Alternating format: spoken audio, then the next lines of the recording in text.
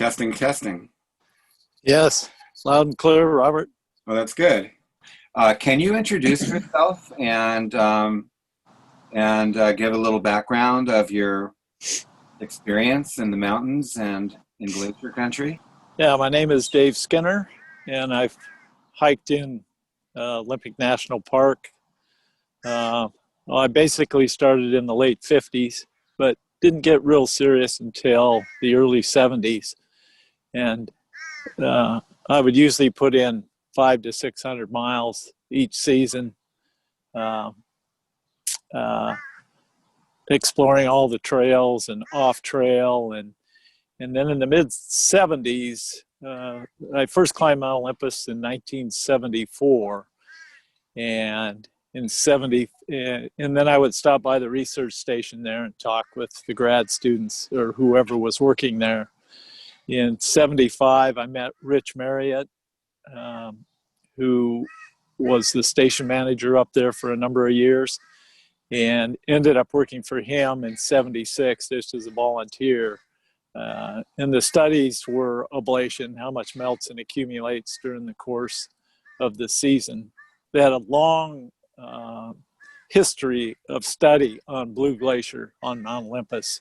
So I would always go in there every year and work for Rich. And then at one point for a couple of seasons, I was station manager in charge of glacial observations. We'd drill in ablation stakes. Everything was done pretty much by hand in those days. You can keep track of the weather and document that. In the mid 70s, the glacier actually surged so that the volume was probably some of the greatest in recent times.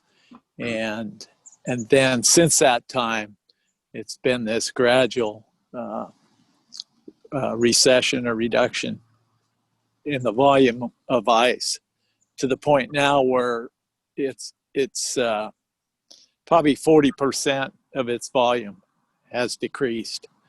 And it's very significant in just the way we move about the glacier now. It used to be you could take the short trail up to the terminus of the Blue from Glacier Meadows, and that route is just, I tried to do it a couple of years ago, and we had planned to pack a bunch of research debris up that way, and it just became impossible.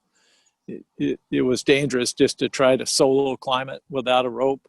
So, and that was a route I took years ago and just walked across the ice. There might have been a short scramble to get to the trail. The old standby route was to the upper end of the glacier, to the upper moraine trail.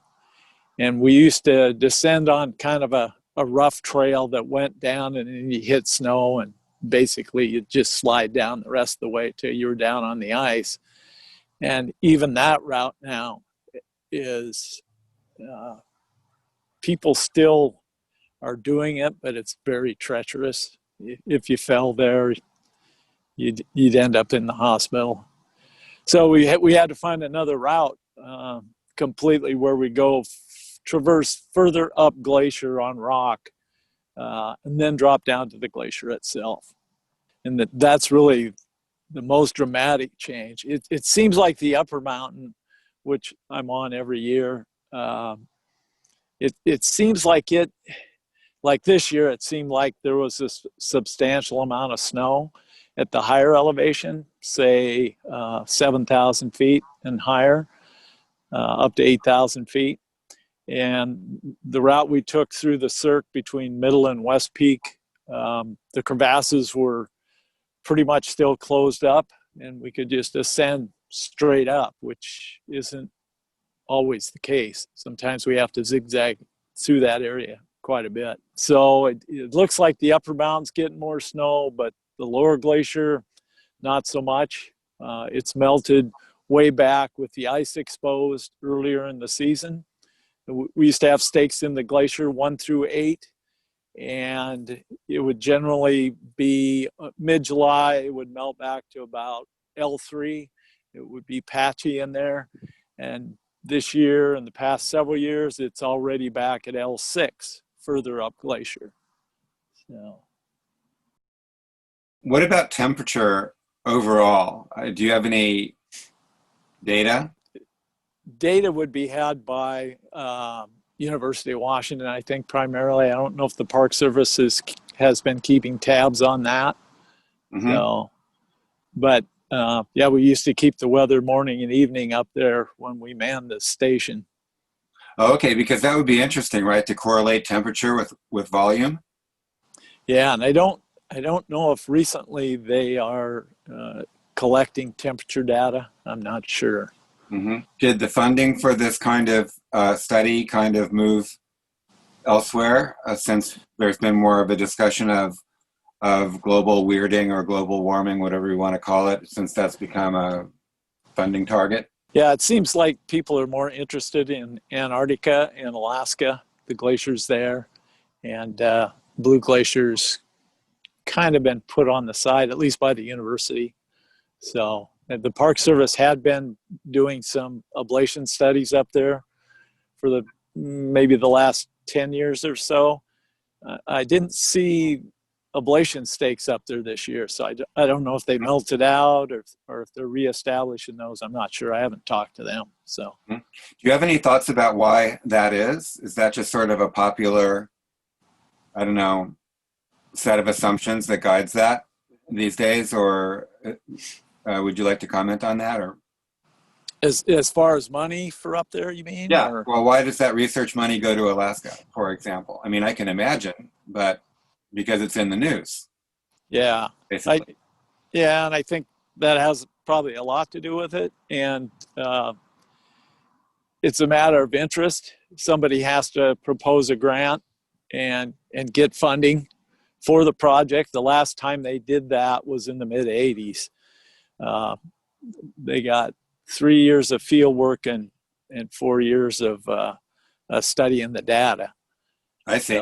So that was probably 85 to 87. And I was station manager 86, 87. What would you like to see happen from here on out as far as gathering data and correlating that into some kind of bigger picture?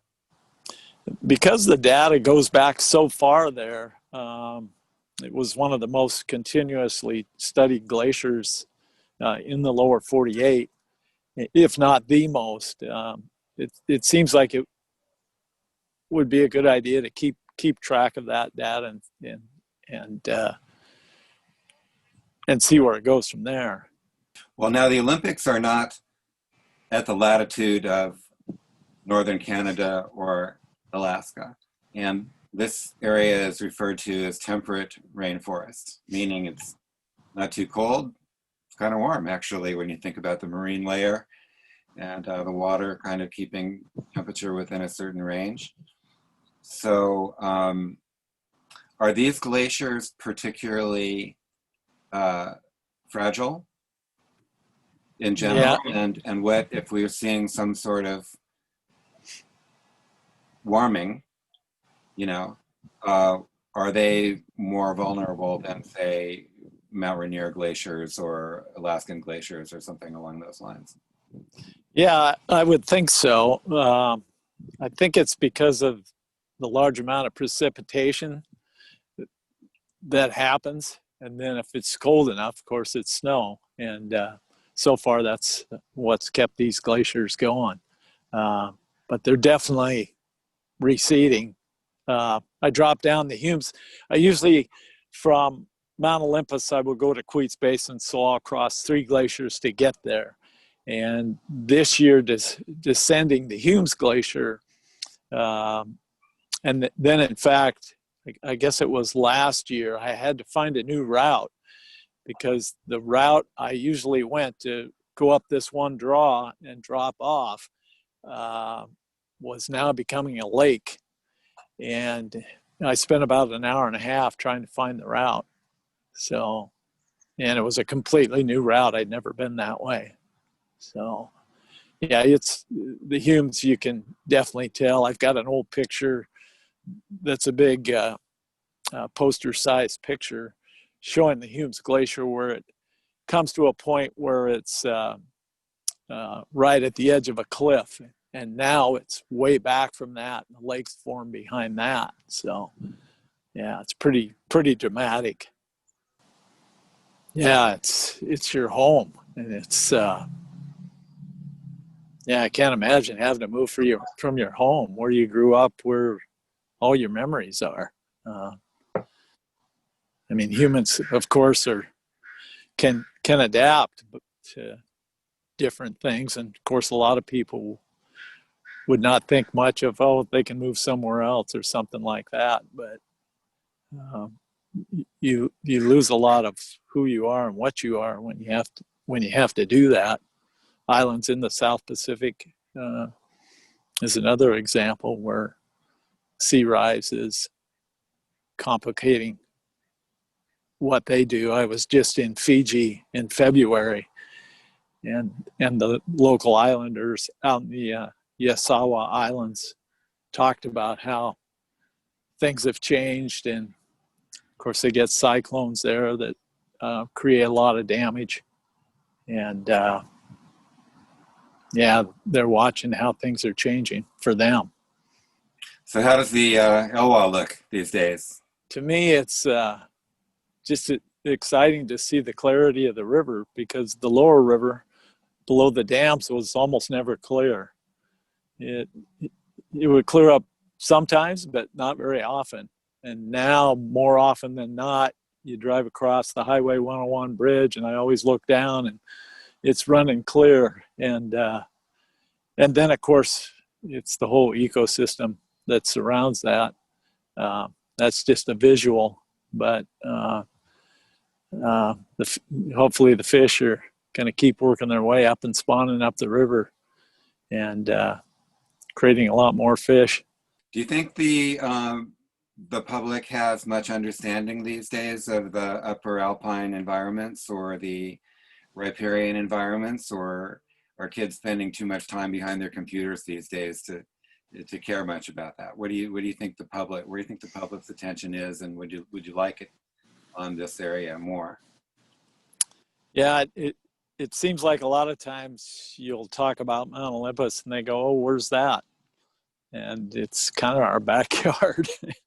And so, yeah, I think unless people have an interest in hiking and getting out in the wilderness, then I think they don't seem to have much of an idea of what's back there. So is that a loss?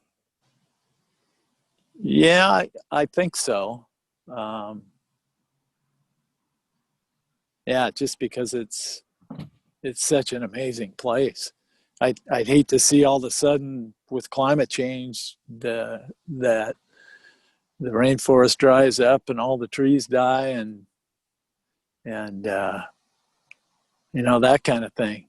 And then it gets down to, I mean, Port Angeles gets its water from the Elwha, and if and there's years where they say to watch your water usage, because the snow season wasn't very good that year.